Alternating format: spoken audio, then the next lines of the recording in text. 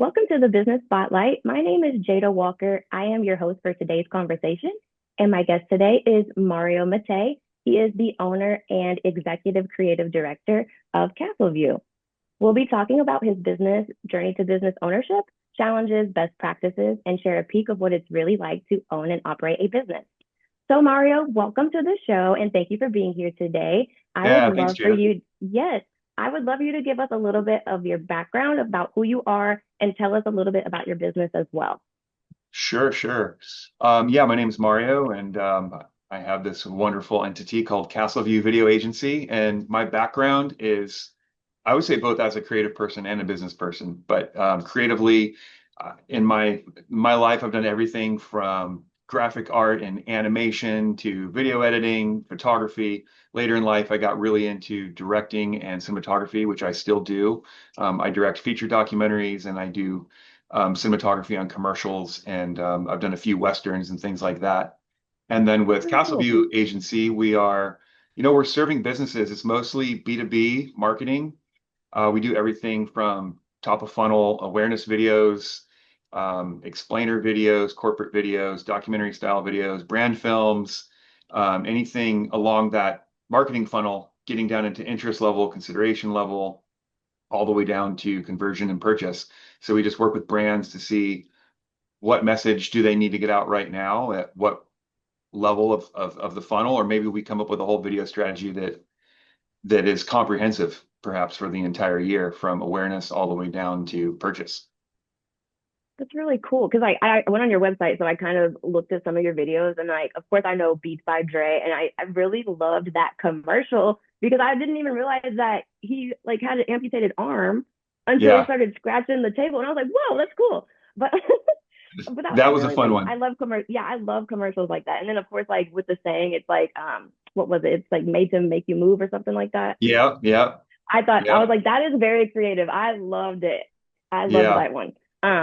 So yeah, I'm glad I took a look at your website. But so let's kind of set the stage for our viewers and listeners. Generally speaking, what does your current ownership structure look like? Like, are you the sole founder, or do you have any type of outside investors or anything? Oh, sure. Okay, yeah, nitty-gritty business stuff. Um, so I'm structured as an LLC. I'm Oh, taxed nice. as an S-Corp. I have employees. We have benefits. A lot of production companies. I consider us more of a video agency. We are definitely a Okay. production company, but a lot of production companies, it might look like they have 6 people on their team, but they're actually just on contract, like week by week or month by month. Um, Almost like freelancers type of thing. yeah, but it's Okay. like consistent. Like they'll be Yeah. on contract for a month at a time, and it'll last for a year. Nice. But we're actually like we have employees, and I also have a freelance network. So whether that's for Oh, production, I cool. bring on a whole crew, or in post production, like if our internal team is getting overloaded, I'll bring on somebody. Like we have somebody right now who's working every single month all the time. Like he's That's busy really as a cool. contractor, but we do have employees as Yeah. well. And then I am the sole owner. Um, I have a growth marketing partner, so we're on like a revenue share. So Okay. when we win, he wins, you know. So Yeah. he's not on salary, but it's cool because it incentivizes both of us to increase revenue. So Yeah, that's yeah, really that's cool. that's the gist of it. I've never heard of it being like that. So that's actually very interesting. Um, so whenever you actually look at your role, how many hours do you spend in your business, like the Mhm. job, and then how many do you spend on the business, like strategy and planning? Oh man, I I'm mostly working on the business. Yeah, I would say like 80/20. 80% of my time is working on the business, on the growth and the marketing, on the sales, everything about running the business. And my main producer and director, writer, he's really, really good with clients. He's really good at managing the other people. So I put him in charge of the projects. So Okay. we'll onboard a client together. Maybe I'll follow up with the lead, but then we'll onboard the client together and do a creative brief. And like that's why I'm the executive creative director, because I kind of make sure that I'm sitting in the captain's chair for all things Yeah. creative. I'm a creative person. I have a creative background. That's how I got into this, and it's what I love to do. So but I do delegate pretty much like the projects, and then I just oversee them. If we go on a shoot, I might go on the shoot. If I'm not on the shoot, they're sending me pictures of what's happening on set, and I'm looking at the frames and giving feedback. Um, it depends on the complexity of the shoot, right? If it's just like Yeah, an interview, I don't necessarily need to be there. But if we got a lot right. of moving parts and we're blocking and we're, with actors or something like that, I want to be there.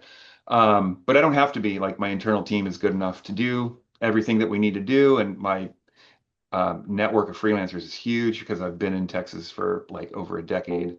So That is so crazy. 'Cause I was actually going to ask the question, like, how do you even get started in this? Like, I know obviously people go to school for these type of things, but like, how did you get to where you are at? Like, with the connections, like, how do you navigate that?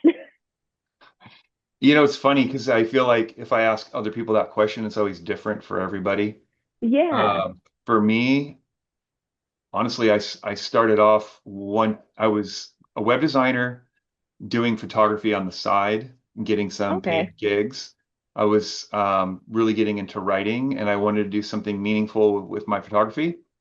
So I started a thing with some other friends. I try to keep this short, but it's called Visual Peacemaking.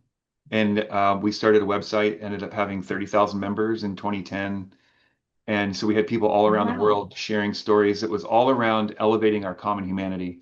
So with all the negative media and all the horrible things in the news and fear mongering, we were trying to just like break down negative stereotypes or just show other sides. So I had photographers all around the world doing these little micro journalism stories. And those little micro journalism stories is like how I got started. Photography, writing, became filmmaking. Okay. I lived in Turkey for 5 years doing this. That's cool. So at the end of that, towards the end of that time, I did a feature documentary. And then after I did that, I started getting client work from like travel agents and other people, moved to Austin. And I was like, I do video production. And then, Yeah. so working with clients directly, I've always done that. I've always done a handful of those every year. But I really wanted to spend a decade becoming the best director and cinematographer that I could. So that's what I focused on. And then a little over a year ago, I started Achiever Creative, and then Achiever Creative acquired Castleview. So Castleview was acquired in April of 2025, and Castleview was a company that I had worked for as a freelancer off and on over 10 years, and I always liked Castleview and their people, and they did good work, and I liked their ethos. So as I was starting Achiever Creative and building out my network and I was just getting ready with my marketing materials to start saying like, Yeah. this is what I do now. And then I ended up acquiring Castleview, which came with a book of clients, and it came with the brand. We did a rebrand right away, a brand refresh. So same logo, and then just like a whole brand book and a new website. And now we're doing all the things. We got ads going. We got video ads. We got stills ads. We got all Yeah. kinds of stuff going on. Top of funnel, bottom of funnel ads. We're doing all kinds of stuff for Yeah. That's ourselves, really and cool. others. Yeah. It's kind of cool to just hear how your story just kind of went. Like I wasn't expecting it to flip like that. Or even for you Yeah. to say that you were in Turkey for 5 years Yeah. doing what you were doing. So I'm like, what? Yep. My Yeah. mind It is was like, out there. I was more like a photojournalist or a street photographer. that is so cool. Yeah. So just like I have like over 20 years of storytelling Yeah. experience in one way or Literally, I'm another. like, you could go to anywhere and tell someone like, oh yeah, like the like and probably relate. Like I'm just like, that's so It's crazy true. when It's people can do true. that. Yeah. I tell my friend because she travels, like she used to be in the army, and like Hmm. from being in the army, she would travel a lot overseas, like because she was stationed in Germany, and then she just went everywhere. But like even now, she still travels a lot, and I'm like, girl, you're gonna be telling my daughter all these stories, and I'm gonna look so lame compared to Yeah. you because you're just out here doing all the things, and I'm in the house. Yeah.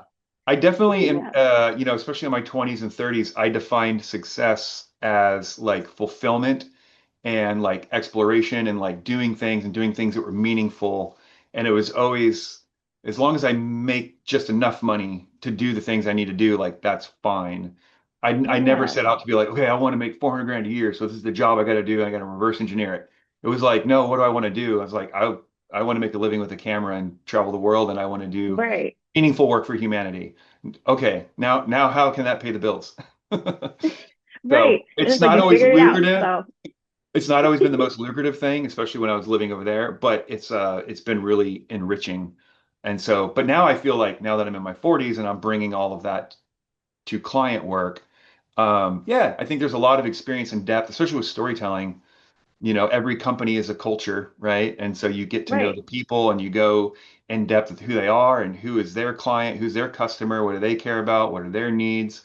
And I love that side of video production, which is why I call it a video agency, because we're not just thinking about executing and making a video Yeah. that like is really well done technically. Like I can do the videos technically really well done, but if the message isn't there, if it's not like there's no emotion to it, or if it's not inspiring any action or change, then like, what are we doing? So I Right. like Exactly. that It's like side of wasting it. time. Yeah, and money. And people write big checks, right? Video is not cheap. hmm And No. I don't want to take somebody's $20,000 or $80,000 if I don't think that video is going to accomplish for them what they want to accomplish. So I'm always like really getting clear on what do you want to accomplish? Yeah. How do you think you're going to do it? Yeah. Yeah. That's great.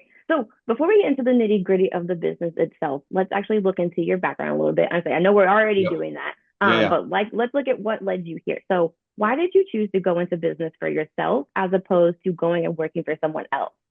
Oh, sure. Well, I think that's a different question than the creative path. So that's good hmm because a lot of creative people just, they stay in the creative world and they never do their own business. So Right. for me, I'm like, yeah, I've always been a hybrid, and I've at different phases in life, I choose to focus on one or the other. Um, and right now, I'm choosing to focus on the business side, right? Operating a business, and like I said, I have to hand off projects to people and things like that. Um, Yeah. what was the question again? No, you're okay. Why did you choose to go into business for That's yourself right. as opposed to working for someone else? Yeah, right. I've been a freelancer. I've just been independent for as long as I can remember. I Yeah. did a little 10-month job in 2008 at Arizona State University, teaching English and creative writing to non-English speakers. It was just a short little thing. Like that's the last time I was technically employed, was 2008. So That is crazy. I only know how to hustle. It's just like what I do. I like the freedom. I like the time freedom. I like to do what I want to do when I want to do it, with Yeah. who I want to do it for. And I like having the control to change things when we need to adapt or change. I like that. I like the reward of experiencing the growth. And if there isn't growth, then I have to bear the responsibility and look deep inside and say, what's failing? What am I doing wrong? What do I need to change? Um, so I don't know. I like bearing the responsibility, I guess, Yeah. and So whenever torturing myself. yeah, sorry to cut you off. Yeah. But so whenever I don't know if you can actually like remember since it's been since Mhm. like 2008, almost 20 years now. Yeah. So can you like remember what that transition was like for you to go from working for someone and then working for yourself? Um, yeah, it was a while ago. Even I know even I'm like that further was so back. long ago. I'm like people don't Yeah, really no, remember because like because even going further back, I was a web designer for a while. Like I got an art right. degree. I have two degrees. I have a degree in creative writing, and I have another previous degree in art school for multimedia. So I started off 4 or 5 years at a desk doing all kinds of creative work and Yeah. with user interface design and all that kind of stuff. But like out of that, I broke out to do photography. I went and lived abroad. I was getting bored sitting at my desk, and I joined a travel photographer in Kashmir, India, and I lived in Kashmir, India for 6 months. That's what changed everything. If you want to go back to the root, that's what did it. I got out of the office and into the Himalayan mountains, and then Right. You're like, I was oh, this is hooked. what I want to do. Yeah. Yeah, You're like, like this this is is an definitely what I adventure. want to do. Yeah, That is so cool. So yeah. as you look back on your journey so far, what has been the most memorable roadblock or hurdle that you were challenged with and you were forced to overcome? Oh God, there's so many. Right. I'm like, your life, you've done lived like 50, it Oh, sounds like. yeah. I mean, the most recent one really was, I think I had my freelance LLC, Mattei Visuals, which I still have, and it still owns like over $100,000 of equipment. And I still go out as a freelance cinematographer. But transitioning then to Achiever Creative was just a vision. It was an idea. It was a new brand. I didn't really release it to the world. I was just plotting and planning and scheming how I would do this production company. And hmm I knew that I needed to build up my post-production side. So I started talking to people in the post-production world. And I was really thinking of like I would win the work and then I would hire freelancers. And the big challenge was when the opportunity to acquire Castleview came up, it was like, step into those boots, right? Like it's already an up and Hmm. running business with clients and a yeah, just like a background in history and all this stuff with Yeah. employees and benefits and payroll and just all the, it was like a huge learning curve. And Right. so with that also came like when I signed the papers, it was like 10xing my monthly expenses. So I Yeah. was thinking of the potential, but every now and then I'd be like, yeah, and also like every 2 weeks I have to pay payroll. So I just went from Yeah. 0 to 60, right? If I had just stayed as Achiever Creative, I would have like slowly built my way into a business. This was just like sign the paper, boom. Now you And you're have, taking over. yeah, you are taking over, you have expenses and you got to make sales and close deals like immediately, or you're going to go bankrupt in 2 months. So it Oh, was like geez. jumping off Right. a cliff, It's like a fire lit under your butt. You're like, yeah, big I got to time. get to work. Yeah, big time. Oh my gosh. And also Castleview had been, I would just say, kind of coasting along for a few years. And so there wasn't really any business development or sales or marketing. There was a little bit, but the main thing that I've had to do since acquiring the business is like build those systems Yeah. for inbound and outbound marketing. But I mean, to their I bet credit, that's what a I big loved about learning curve. Yeah, I I was gonna say was that's definitely a big learning curve from being an huge. artist and Yeah, I've learned so much in the last year. It blows my mind. The nice thing with Castleview and acquiring it is that we have this book of past clients, and previous owner was just so good to his employees and good to his clients, and that's why I liked him. That's why I like working for him. And yeah. so when the clients come back to us, our repeat clients, it's like warm. It's like family coming back for Christmas or something. Yeah. It's they had a really good experience last time, and I knew that I was like, that's a really good fit for me because that's like my style. Like I'm all about growth and scaling and all of that, but not at the expense of people having a bad experience or not getting the video that they deserve for the money and stuff like that. Like I really want to take care of people and I really want to take care of my employees. So it seemed like a good, Right. Right. And of course, and it shows that you're an act like you actually care, like you care. Like it shows that you yeah, care that whenever you actually do all of those things. And not a lot of employers do that. So I've yeah, definitely worked for some where I've been like, oh God, like why did I choose to accept the yeah. offer? Like, I don't know. I don't know how people operate that way. I don't know. I'm mm-mm. still like I have bottom line revenue goals that I have to hit for everybody, or else things would get really difficult. But I'm still like, if it's not meaningful, then I'll move on. Like I have to find ways to keep it meaningful. If it's not meaningful to me anymore, I'm just going to lose interest and Right. so, Exactly. Oh my gosh. I feel but like I've done that like so many times. I've been like, yeah, this is not, doesn't mean anything to me. I'm yeah, doing it for you. Like it's yeah, nothing for me. Nothing yeah, is benefiting me. So it's like, yeah, I gotta move on and figure out what I need to do next to make me happy. yeah, for sure. Yeah. So let's talk about what makes your business so special. So who primarily does your business serve? If I were in the audience, how would I know that I'm a good fit for your service? Sure. Our primary people are like marketing directors and directors of communication. So we also work with ad agencies. A lot of video production companies will, you know, execute the creative that the ad agency gives them. We do that. We also work with agencies or clients to come up with the creative and then execute the video. Our Okay. sweet spot really is working directly with um, like a medium-sized business, say like 4 million to 40 million a year, and they've got like a marketing team. Maybe they have an internal videographer, but they definitely don't have what they need to do the kind of storytelling that we do or the commercials that we do. And they also don't want to spend $50,000 a month retainer with an ad agency. So, Mm. so it's like, yeah, when we're working with marketing directors or people in communications, they already like they're 85% of the way there, right? They know who Okay. their customer is, their client is, they know what their campaign is that year, but then we can basically partner with them not just as a video production vendor, but more like a video agency partner. So we're trying to enter their headspace, their world of what are they trying to do big picture with their marketing and communications. And whether it's just creating a bunch of social media videos or if we're creating their flagship, video that they're going to raise $1 million with at the next gala event, or it's a 30-second commercial trying to get everybody top of mind in these three regions or five regions or whatever they're trying to do.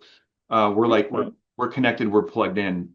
So we do the work with the agencies, um, and those are always really fun. But there's not enough of them, I guess you could say. And so Mm-hmm. we end up just finding a lot of people who are into marketing and they're trying to grow their brand or they're trying to handle communications internally and externally. And video is king right now. Everybody's making. Yeah, it is. So, and we can scale down to like, hey, I can send out, a two-person crew and we can get some, talking heads with corporate executives for internal communications, like really simple, get some really cinematic looking B-roll all the way to we want to make a 30-second commercial for broadcast or CTV, and we're scripting it and we're getting actors and planning things out like that. We do a lot of stuff. It just really depends on what is the client trying to accomplish, and then what's the best tool. So with have you ever worked with like really big actors where you were like kind of like I guess starstruck a little bit or just been like I can't believe I'm gonna get to work with this person? Oh yeah, several actually. Yeah, Um, I was like, because I saw on I think it was LinkedIn. It said that Dennis Quaid did some type of voiceover on something. I was yeah. like, oh, I love Dennis Yeah, Quaid. no, I got to direct Dennis Quaid. He's a great guy. So, Yeah. and I run Castleview, but I am a filmmaker. So I have a feature documentary right now called Water Wars, Fighting Dirty for the Desert's Blue Gold, and we're currently shopping it right now with distributors. But Dennis Quaid was our narrator, and yeah, just hanging out with him in the studio all day. He was great. He was so chill. And the studio we were at was were we in Nashville? I can't remember. I think we were in Nashville. Like we got there and this guy comes in, he's like, "Hey man, I got some griddles, some, whatever, and eggs, and like I got all this stuff coming on." And like we're like drinking coffee in the kitchen, and then Dennis walks in. He's like, "Hey, what's up?" And then we like go upstairs, and it's like, "Hey, this is where Johnny Cash did three of his albums," and like named off all these other It's like famous what? people. And I'm like, "It's just your house. It's just some guy with a really big house Like and a what? That basement is and so an attic." crazy. But yeah, and like I was assistant director on Durant's Never Closes with Tom Sizemore and Peter Bogdanovich and John Grice, who was Uncle Rico in Napoleon Mm-hmm. Dynamite. So I had to hang out with those Yeah. guys. Bogdanovich was great. He was like super classy. I'd like walk into his trailer, he'd be playing like classical music and drinking wine. And then I He's won't even so tell you what was funny. going on in Tom Sizemore trailer because he was crazy. My I did get a boyfriend little loves to starstruck like though.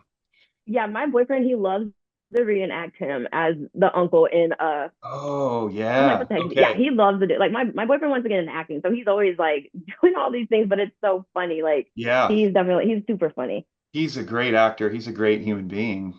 Yeah, Yeah. his research as an actor, he'll go take dishwashing jobs or forklift Oh, jobs, really? just kind of because he's not super recognizable, and he'll just Yeah. he'll just go do it for a month or two to like get into the headspace, whatever. He can like do that. That's what he told us.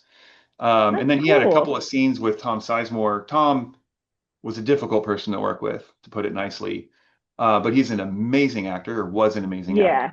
And I remember him pulling John Grice aside and being like, dude, that was a great scene. You're a great actor, and like made his day. But no, my favorite person to work with has definitely been Dennis Quaid. That's awesome. Yeah, because I've always loved him. And I remember whenever we Yeah. were little, me and my brother would be like, because my mom was single, so we'd be like, Mom, like, can you just meet him somehow? And like, Yeah. and it's like I don't even know if he was single or what, but I would be like, yeah, I want him. Yeah.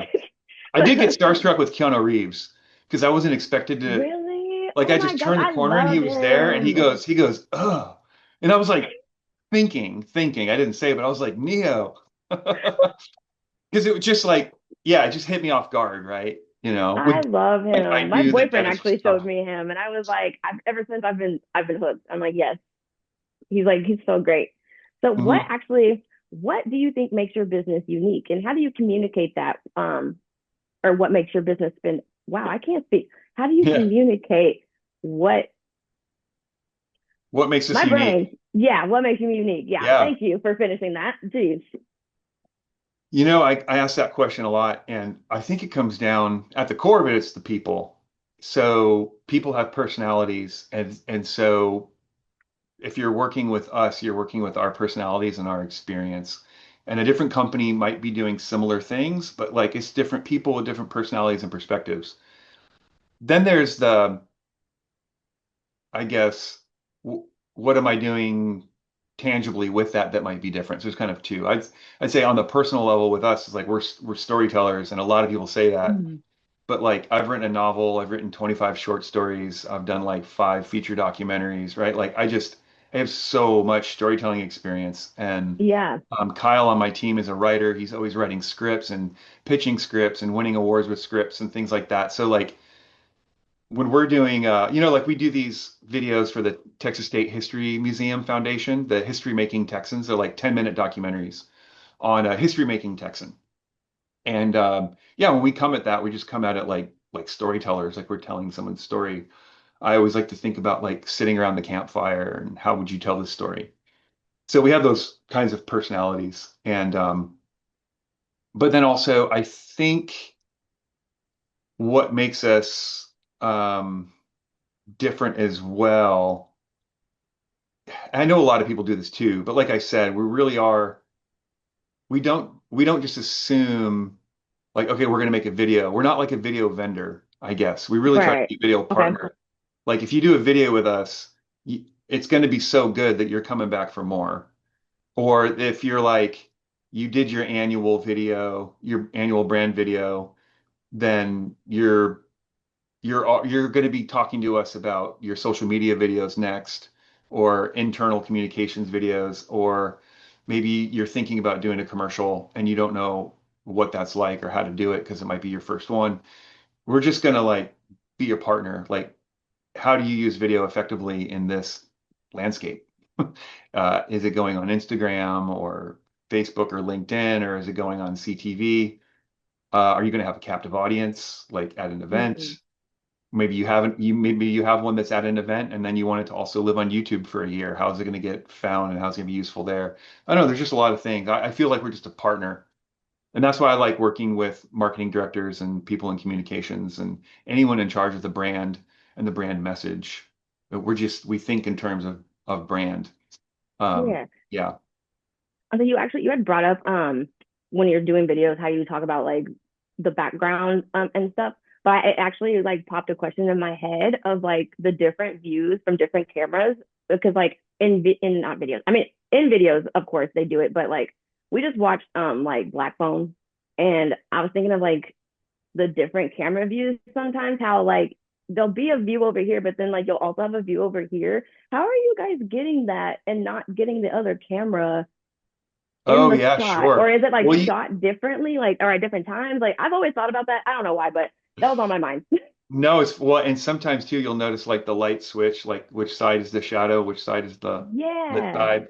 Yeah, if you pay attention, you can pick that stuff out. I mean, most of the time in those situations, you are shooting with one camera and you're Okay. getting all the coverage from that angle.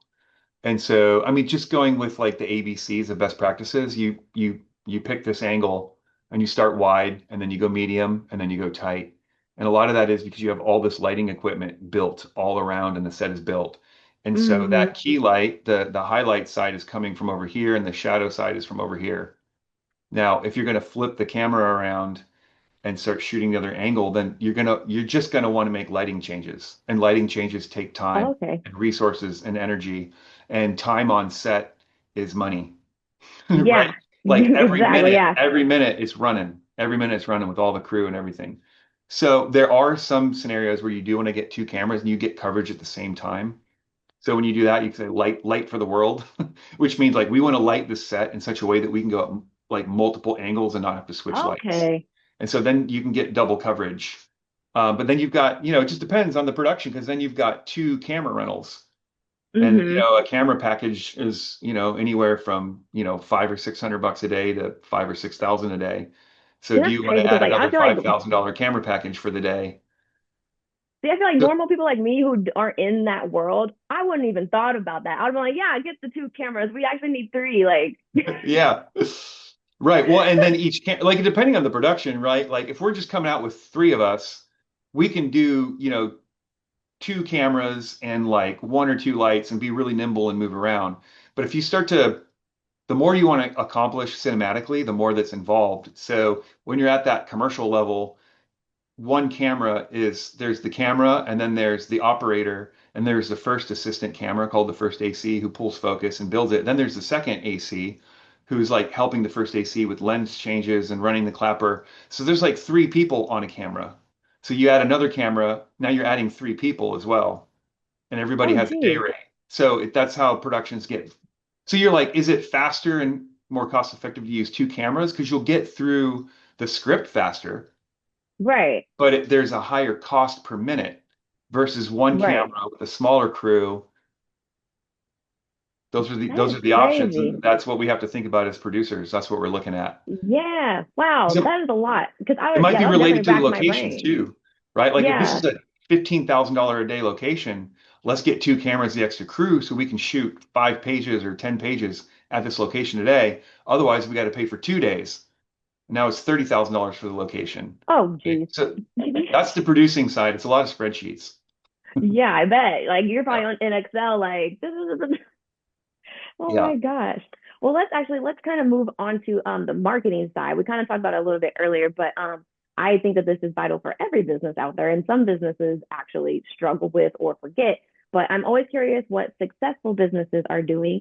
So, do you happen to know what percentage of your monthly sales is typically invested back into your marketing budget? At least 10%. Yeah. Oh, nice. Yeah. At least 10% is like a given. And then whenever I have like more positive cash flow, then I just make those decisions about where it needs to go. And my growth and marketing budget is always a priority. Yeah, I like that.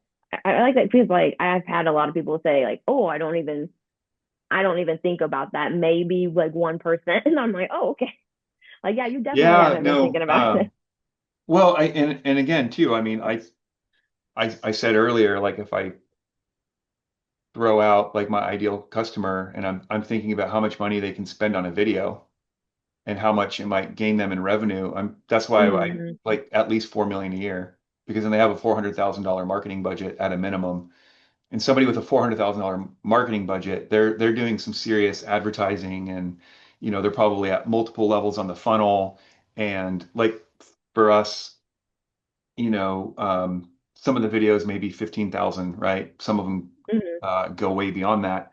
But like a mom and pop shop's not going to spend 15,000 on a video. Right, right, Just like too much. right. And They'd be like, I've had those leads come in. We have those conversations. I'm like, I really want to help you, and they're like, we got 5 grand. I'm like, you need a videographer, and like videographers, like the one man band, they can do a lot, and there's a lot of uses hmm, for them. A lot of our clients, like I said, they have an internal videographer that's doing 80% of their videos, but then they're like, hey, we want to do this thing, and it's like one person can't do it.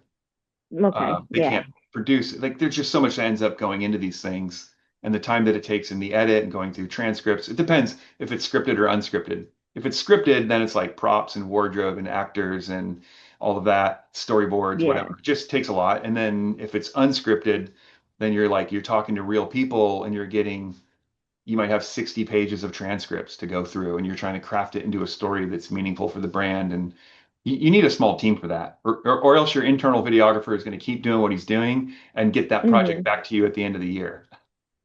oh, So yeah, it's just going to yeah, take too long. It's like having a team of multiple people working on it just gets things done faster and better. And most people don't have a long time to wait.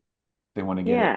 get it So, going. do you have like a minimum pricing of like what your lowest cost would be for a videographer? Is that what I'm trying to say? Yeah, I'm like, my no, brain. it's we have a system that is, I guess, built around what the actual costs are to get things done in terms of people's time Okay, and equipment and all. It's very similar to a construction company, right? okay, yeah, There's like internal team, there's subcontractors, there's expendables, right? It's just there's equipment rentals.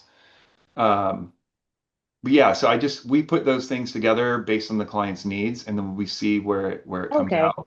And I really like to talk numbers honestly with clients. I'm like, what are you selling? Like there was a guy who was selling a $3,000 lawnmower, and it's like, okay, so like if this video helped you sell 400 lawnmowers in the next 6 months, then whatever, a $35,000 video makes a whole lot of sense because it's going to do this, this, and right, it's not even just one video. Now you've got 8 social reels that you're using, and 2 of those reels are now ads on Meta that are like doing work for you, and you've just got all this stuff. But like there's just been other people, like one of our unqualified leads. He was like a mom and pop kind of like handyman type of thing. It was like there's doesn't even make sense for you to spend $5,000 on a video. Like Right. you just that's not good for you. Right. You're like, Uh, it's not gonna help for real. Like yeah, you'd just be wasting money, basically. yeah. Another client who's got a $25,000 ticket item and wants to do $25,000 a month in ad spend on CTV to expand into San Antonio and Houston and Dallas, like $25,000 on a video, it's like that's a deal. He's going to Right. spend 25 grand a month on ad spend and he sells one product one time is 25 grand. So then it becomes like, okay, I can make a great video for 25 grand, but like if we're just thinking like really creatively and we really could just do like what do we really want to do? And it ends up being 50 or 60 grand. He's like, great, like great. I'm gonna make $10 million off this video, like, or whatever. It doesn't matter, right? Yeah. So we do know what our hard costs are and we know what our margins need to be, but we're also thinking of like how much value can we accomplish together with you? Again, like I said, like I'm Right. speaking like a partner. I love talking to founders and business owners. Some of the companies are really, really big, and I'm talking to the marketing director, but some of them might only have 20 employees. I end up talking to the founder, and I feel like I can relate to them and what their pain points are and how they're trying to grow and struggle and get their name out there and whatever it is. If they want leads or if they want to become, top of mind on their ideal customer in a certain market. I can relate to that and figure out how to help. Yeah. Okay, cool. Yeah, because I've always wondered that because I know I used to do a little bit of graphic design. I was going to school for graphic design, but I used to look at our little pricing thing, and at first I didn't get it. I was like, why are we charging it like that? But then Yeah, once I started actually getting more into the work, I was like, okay, this pricing makes a lot of sense because it's our time, and then like of course like the piece of artwork that I'm doing and like all of that. Yeah, I totally understood after that. yeah, yeah. I often underbid things in my mind. That's why I just keep my mouth shut now. People are like, how much do you think that video would Hmm. be? And I'm just sitting there thinking like, oh, we could knock this out for 8 grand. And then I put it together and I'm like, oh, it's 18? Like it just happens. It just happens because I'm like, Right. oh yeah, because like we're going to spend a day and a half on motion graphics and oh yeah, we're going to spend a day We're gonna laying have in to do custom this and music. that. Yeah. And it just starts to add up, and you're like, oh, he did what he wants. He wants 2 cameras. So it is going to be a 2 camera production. And it just starts to add up. Right. So then you're like, oh yeah, definitely just keep my mouth shut before Yeah. I say But something and that's then why they're like, wait, you said this. I like talking to them about their numbers because then if I'm putting it together and it ends up being like 18 and I'm like, oh, that's not a problem. Like the thing they're selling is 5 grand. So Hmm. they're going to like, if they're selling leather couches and they're 5 grand a pop, dude, a $20,000 video is like nothing. Yeah. You're Right. gonna, you're gonna, you're And I gonna, like how you're you gonna can like be, show that too. Like you're like, yeah. yeah, it's not gonna be anything for you. You're gonna sell however many and then Yeah. it'll pay off the Boom. video that you just made. No problem. Yeah. Like that's so cool. And I bet that gets you more customers too, being able to show them that like that little It's transition from like, important. yeah, as long as you make this many sales, you Yeah. already made back the money that you just paid. Yeah. That's I cool. definitely like to attach the video to the intent of the client. And Yeah. some of it's hard to track, right? Like just top of funnel stuff Right. is like I said, if it's CTV and they're just getting it out in a new city or something, it's like you're trying to become top of mind versus like this video is going to run on Meta and it has a direct call to action and it's going to result in leads in your inbox. Like it's Yeah, just because different. Facebook, I'll be talking about anything, and then it's like something for an ad for what I was just talking about will pop up. I'm like, okay, Yep. phone, stop listening so hard, but thank Yep. you, of course, because I actually needed it. But Yep. Yep. like Facebook, that stuff is just it's crazy how much it's changed and like just all the things that happen on social media. So It's a you actually powerful you had tool. yeah you had sorry I heard my door. You had mentioned some team members where possible, and I feel it's important to address the topic of having a great team. So how would you describe your leadership style in business, and has it changed over the years? Yeah, my leadership style is very collaborative and very directive when needed. So I tend to have a vision And then there's like some guardrails that I would know like that's out of vision, but I can bring that vision to my team and get feedback and hear what they're thinking. I try to hire people who know more than I do around things. So like our digital marketer, she knows way more about advertising on Meta and Google than me. So I'm like, this is Yeah. my vision, this is what I want to accomplish, and then I collaborate with her. If there is a decision that I feel really strongly about, I have no problem just being like, no, this is what we're going to do. Like Right, that's right. the You're same with like, directing too, on a film set, or if you're the director of photography, like there's orders of set um, right. etiquette. So yeah, I think a But it's like at director least has you're to be. willing to take like someone else's opinion and like give it thought and because some people That's are the just only straight way. up Yeah, I like, mean, no.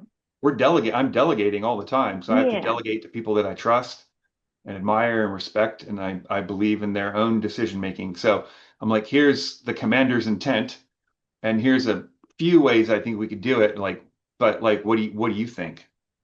Um, Yeah. yeah, I have no problem I 'Cause like that collaborating. Yeah, I do too. I'm like, as many brains as we can get onto something. I'm like, Yeah. and if I can't get it, at least maybe hopefully someone else can. So yeah, Yep. I love collaborating with people. So what would you actually say has been your approach to hiring and retaining team members today? Yeah, that's interesting. So for over a decade, I've been hiring freelancers. Just since April of 2025, have I been an employer. And even with the freelancers that I work with on a contract basis, feels more like an employer. So before it'd Yeah, be like as a director and cinematographer, I'm hiring people for, 1 to 5 days of production, and then that team breaks up and everybody goes their separate ways. Um, in those scenarios, I like to think about the actual role and are they good at it? Do I want to hang out with them for 2 or 3 days? And are they going to get along with everybody else? Are they going to be helpful and like have good integrity? And then are they going to like respect the client and be good around the client? And they're like they're professional enough to know not to do certain things. Like don't go network with the client, right? right, Whatever, obvious things. And then for the more long-term employees or like post-production contractors, I do spend more time getting to know them a little bit, I guess. Like if I'm doing a production and I've got everybody on my crew is people I know, but say the wardrobe person that I like to work with isn't available, they give me a recommendation. It's like a word of mouth recommendation. Like nice, I'll bring them on, I'll give them a shot because yeah, it's a day or two. right, With Castleview, it's like we're going to be working like longer term together, so I want to make sure that we're both going to be like enjoying not only the work but like the relationship. And I, right. I guess for me too, I know how I am. And I like tight communication and I like orderliness. So That's exactly how my boyfriend is. He's like, yeah, yeah, I need to know this, like what's happening at this time, like, and if it's not yeah, happening, let me know before so that I'm not thinking it's still happening. Like he's crazy for that. yeah. I'm not a world of chaos. So as a cinematographer, you serve the director and their vision and how they are. And some directors are like, they got their storyboards, they know exactly what they want. Others are like, I'm here to hmm explore. And oh, that thing I said last week, I'm questioning it now, 15 minutes before the shot. And you're like, So why? yeah, I can do it. I can roll with it. I just go into more like, oh, this is like a documentary. I'm back in the mountains of Turkey and no one speaks English and I don't know what's going on and I just have to adapt. Like some directors are like they're chaotic and you're like, okay. And others are That's so very funny. strict. But yeah, if I'm working with people, I like tight communication. Like Yeah, I respect boundaries too. I'm like I will I might text you during business hours, but I won't text you after business hours. I'll use Slack or ClickUp, and I don't expect you to look at it till you're on tomorrow. Unless hmm we're doing a special project and it's special circumstances. But but like yeah, even if you just give me like a thumbs up back on the text, or you're just like saw your text, I'm busy for the next 3 days. I'm like, oh okay, cool. Now I know you're busy for the next 3 days, and you're not ghosting me. right, I just, right. yeah, I don't need your immediate attention. I just kind of want to know when are we going to get to talk about this or whatever. And yeah, general orderliness. Like I keep all of our files and folders really organized. I'm constantly organizing, trying to keep Well, good, things because I'm easy like, to at least you find. keep the files. Because I've worked at a place where literally all of their paperwork was out on tables, and when I got there, that's when they were like getting everything together. Like I had to put the stuff in the folders, and I was like, Yeah. what in the heck? I Yeah. didn't sign up for this. Yeah. It's crazy. I don't do chaos. So you Yeah, could be really fun to I hang left out with and have all really the quick. talent. Yeah, I left that job real quick because I was like, yeah, I'm not. This is it was definitely chaotic Yep. as heck. Like it was really crazy. So let's actually fast forward and look at what's to come next. So where do you see your business in the next 3 to 5 years? Sure. I definitely see us growing. I mean, the revenue growth is definitely on the horizon, which is going to expand into growing the team. I think we'll be able to. I mean, I think as you grow, like it happened to me as a freelancer, you start to figure out the things that you want to say no to as well. So I Right. think that'll happen more. But Yeah. I really think right now we're focused on Texas and the all the businesses in Texas, not all the businesses, but being Texas focused. So I think for the And that next would be cool 3 years, if you could get all of the yeah, businesses. That would be so no, but we crazy. really do have a focus, like I said, on like B2B marketing directors, communications directors. We do a lot of stuff that's service, more around service, not as much product. We've definitely done product, and Hmm. product is fun. But like we do like institutions, nonprofits, organizations, higher education, medical, tech, healthcare.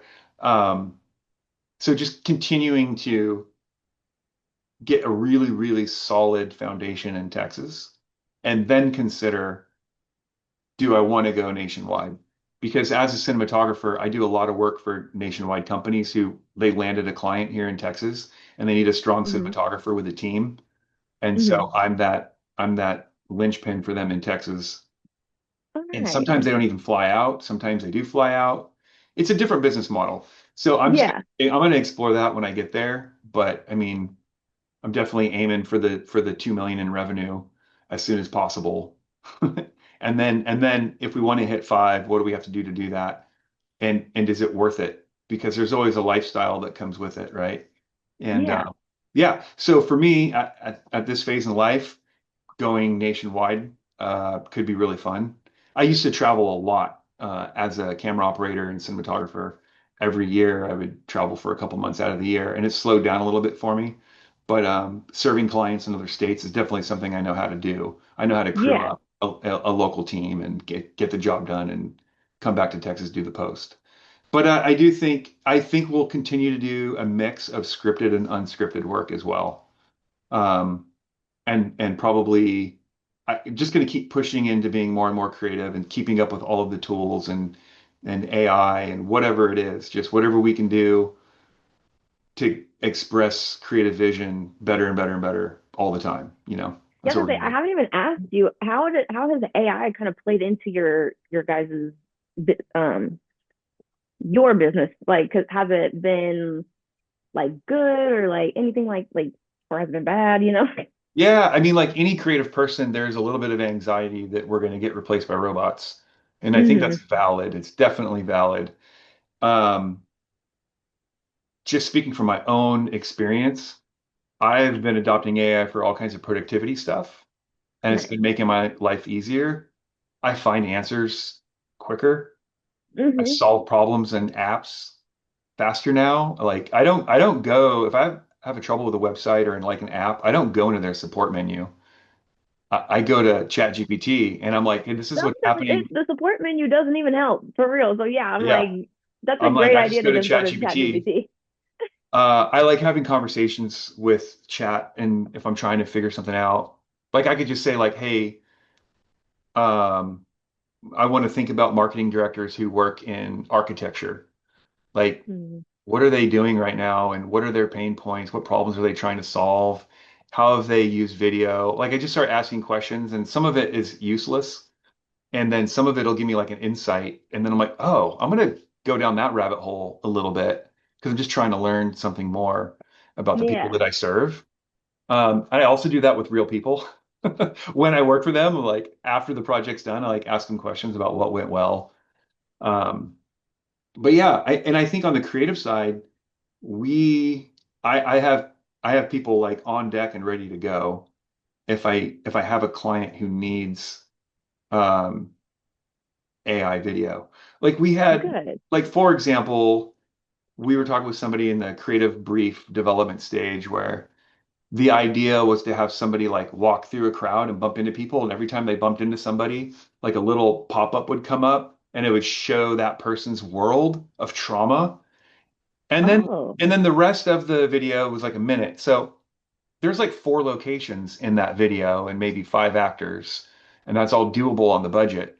But if you bump into people and everyone is a video pop-up with a different actor in a different location with different wardrobe, and each one's up for 2 seconds, you have like 8 seconds and four different actors and four different locations, and it's just like, your video just went from 50,000 to 200,000 or something, yeah, right? Like it's crazy. So you're like, okay, like maybe that's one where we use AI for those, right? Um, yeah. or we're doing some documentary work with old black and white photos. We just wanted to bring them to life a little bit, so they kind of animate for like 2 seconds and breathe. We could do stuff like that with AI, which Oh, is that's cool. cool. We have like an LED volume wall here as well at Stray Vista, and to me, it's just like that's another tool. You can go there and use the LED wall. Like you can do a car commercial in snowy weather and then alpine weather or whatever, all in the same day. And now you don't need $1 million commercial. It's a $150,000 commercial. And so to me, it's just a tool. And I feel like as long as I'm in the captain's chair and my creative people are in the captain's chair, like I'm open to it. Yeah. Because I've had in the past where I was like, no, I don't even want to mess with the AI. Like I just didn't want to do it. And then Totally. I got to this job and we had to use it. And I was just like, oh goodness. But I was like, yo, this actually does really help. Like it helps me Yeah. get stuff done faster, all of that. Like I was like, Yeah. why did I wait so long to start using it? I don't know. Just didn't Yeah. want to change. Yeah, it's funny because for me, the way that I'm not using it, I personally am not using it to make AI video. Like I have no interest in that. If I need AI I hate the video in one of AI my videos. projects, I'll hire someone who's good at it. I don't I like to take a Yeah, camera because I'm out in the like, when physical it's world. actually good, I'm like, yeah. But whenever I can tell, I'm like, what is this? Like, why did you post this? Oh yeah, there's definitely AI. So it's good, but it's going to keep getting better and better and better. Yeah. But it still has a different feel, I think. And a lot of what we do, even though we do scripted work, the unscripted work is like real people, real stories. So, I mean, and we're asking people personal questions about their experience mentoring this child or what it's like to be a single parent with an autistic child, right? Like AI is not going to make that Mm-hmm. video. So I feel like No. I have kind of a moat around me that protects me because so much of what Yeah. we do is really like heartfelt, real people, real stories.